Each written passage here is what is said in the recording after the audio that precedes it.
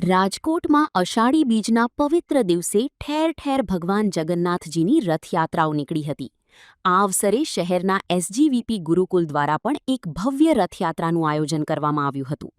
ભગવાન જગન્નાથજીના આશીર્વાદ લેવા માટે મોટી સંખ્યામાં ભાવિક ભક્તો ઉમટી પડ્યા હતા. આ રથયાત્રાની વિશેષતા એ રહી કે તેમાં મોટી સંખ્યામાં વિદ્યાર્થીઓ પણ ઉત્સાહભેર ભક્તિભાવ સાથે જોડાયા હતા. સમગ્ર વાતાવરણ ભક્તિમય બની ગયું હતું અને શહેરના માર્ગો જય જગન્નાથના નાદથી ગુંજી ઉઠ્યા હતા.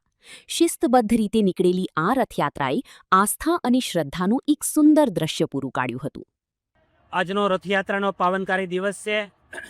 જગન્નાથજી ભગવાનની દિવ્ય રથયાત્રા વર્ષોથી જગન્નાથપુરીમાં, અમદાવાદમાં વગેરે સ્થાનોમાં નીકળે છે. આજે રાજકોટ ખાતે પણ ખૂબ ભક્તિમય માહોલ છે.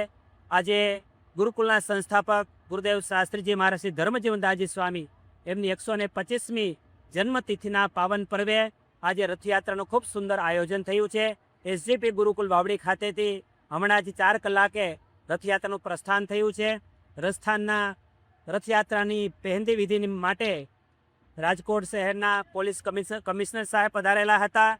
સાથે સાથે રાજકોટ શહેરના મેયર શ્રી પુરુષોત્તમભાઈ રૂપાલા સાહેબ, રમેશભાઈ ટીલાડા સાહેબ, ભાજપના પ્રમુખ રાજકોટ એવા માધવભાઈ, અનેક કોર્પોરેટરશ્રીઓ દ્વારા આજે ખૂબ ધામધૂમથી આ રથયાત્રાની પ્રસ્થાન થયું છે.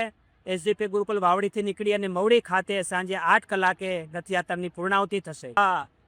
આમ તો આ દિવસ જ વરસાદનો માહોલનો છે અને ભગવાને મહેર કરી અને બીજના દિવસે જો વરસાદ થાય તો ખેડૂતો માટે આખું વરસ ખૂબ સારું જતું હોય. એટલે આજના દિવસે લોકો રાહ જોઈને બેઠા હોય કસાટી મીજે જો મેઘ વરસાદ થાય તો ખૂબ સુકન કહેવાય. એટલે આ સુકનના વાતાવરણમાં ખૂબ સુંદરથી અત્યારે આ રથયાત્રા પ્રસ્થાન થઈ રહી છે. અષાઢી બીજના દિવસે એસજીવીપી ગુરુકુલ દ્વારા ભવ્ય શોભાયાત્રાનું આયોજન કરવામાં આવ્યું છે, જેમાં મોટી સંખ્યામાં શ્રદ્ધાળુઓ ઉમટી પડ્યા છે.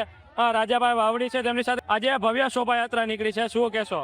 આજે અમારા ગામમાં પ્રથમ વખત એસજીવીપી ગુરુકુલ દ્વારા શોભાયાત્રાનું આયોજન થયું છે અને આ ચાલુ વરસાદે પણ અમારા વિસ્તારના તમામ હરિભક્તો આ રથયાત્રામાં જોડાયા છે. ખાસ કરીને અમને તંત્રનો અને અમારા કોર્પોરેટરશ્રીઓનો અને ખૂબ સપોર્ટ આમાં મળ્યો છે.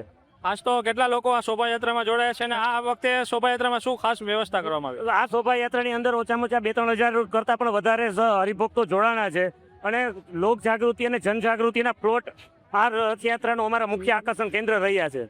કેટલાક લોકો આ શોભાયાત્રામાં જોડાયા છે? ઓછામાં ઓછા 3-4 હજારથી પણ વધારે આની અંદર હરિભક્તો જોડાણા છે. વોર્ડ નંબર 12ના કોર્પોરેટર છે પ્રદીપભાઈ ડવ, તેમની સાથે શું આજે ભવ્ય શોભાયાત્રાનું આયોજન કરવામાં છે? શું કહે?